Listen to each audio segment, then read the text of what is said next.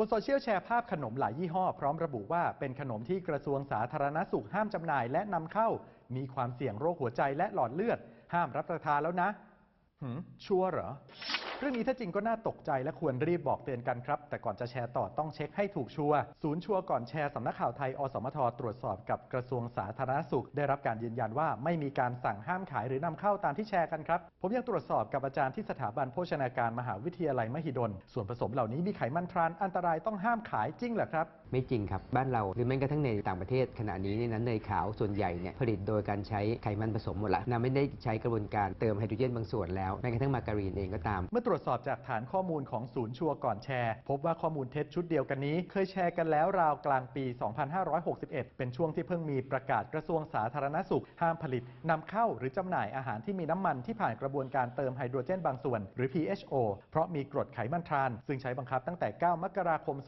2562 เป็นต้นมาครับไขมันทรานที่มันมีปัญหาเนี่ยก็คือเป็นไขมันที่มนุษย์ทำขึ้นมาที่เราต้องการให้อาหารนี่อร่อยขึ้นสะดวกในการผลิตทีนี้ข้อเสียเมื่อเทียบกับไขมันชนิดอื่นไขมันตัวเนี่ยถ้ากินมากเนี่ยจะทำให้ LDL ก็คือคอเลสเตอรอลตัวไม่ดีเพิ่มขึ้น HDL ซึ่งเป็นคอเลสเตอรอลตัวดีเนี่ยที่จะช่วยลดคอเลสเตอรอลในเลือดได้เนี่ยมันก็เพิ่มขึ้นนิดๆแต่ไขมันทรานเนี่ย LDL ก็เพิ่ม HDL ก็ลดลงมันอันตรายที่จะเกิดโรคหัวใจหลอดเลือดเนี่ยเสี่ยงสูงกว่าไขมันอิ่มตัวประมาณ10 เท่านั่นคือสาเหตุว่าเราถึงบอกกินไขมันทรานได้แค่ไม่เกิน 1% ของพลังงานทั้งหมดแต่ขณะเดียวกันไขมันอิ่มตัวเรายอมให้ถึง 10% ดังนั้นแม้จะเห็นส่วนประกอบมีเนยขาวมาการีนเนยเทียมไขมันพืชหรือช็อตเทนนิ่งก็ไม่ได้แปลว่าจะมีไขมันทรานในระดับอันตรายยกตัวอย่างมาการีนที่ผลิตโดยการเติมไฮโดรเจนบางส่วนเนี่ยจะมีไขมันทรานประมาณ 20-30% แต่ถ้าเกิดผมเอามาการีนที่เราใช้น้ำมันผสมธรรมดาก็จะมีไขมันทรานประมาณ 0.1 ถึง 0.5% แค่นั้นเองไม่มีปัญหาเพราะว่าองค์การอนามัยโลกเนี่ยกำหนดว่าเราไม่ควรจะกินไขมันทรานวันหนึ่งเกิน 2.2 กรัมถึงอยากจะหามาใช้ก็หายากแล้วยากมากแล้วผู้ผลิตเขาไม่ทำแล้วการนำเข้าถูกจำกัดแล้วชาวบ้านที่ซื้อจากร้านแป้งเนยทั้งหลายก็ต้องใช้สูตรที่ปรับแล้วส่วนประกอบที่ใช้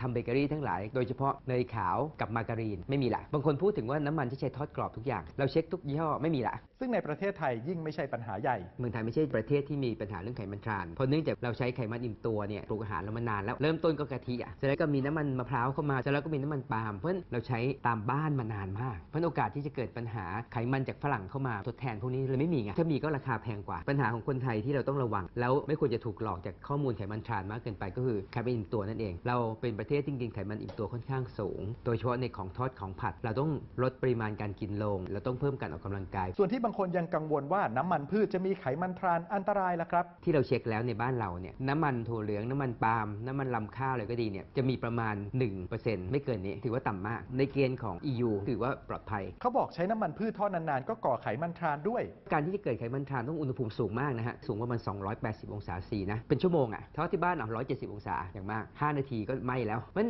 กระบวนการที่เราทำอะไรที่บ้านไม่มีโอกาสสร้างไขมันทรานเลยดังนั้นสรุปแล้วเรื่องนี้เป็นยังไงครับการที่จะพูดว่าเนยขาวก็ดีมาการีนก็ดีปนเปื้อนด้วยไขมันทรานเนี่ยไม่ควรจะแชร์ต่อแล้วเพราะว่าไม่มีแล้วในบ้านเราข้อมูลผิดทำให้ระวังผิดจุดจนอาจพลาดโอกาสอุดรูรั่วที่แท้จริงนะครับรู้ทันข่าวปลอมข้อมูลเท็จกับคลิปพิเศษที่ไม่มีบนหน้าจอทีวีกดติดตามช่อง YouTube ชัวร์ก่อนแชร์นะครับยังมีอีกหลายเรื่องน่าสงสัยบนสังคมออนไลน์หากได้รับอะไรมาอย่าเพิ่งแชร์ต่อร่วมตรวจสอบไปด้วยกันกับชัวร์ก่อนแชร์ไม่แชร์เรื่องไม่ชัวร์ในโซเชียล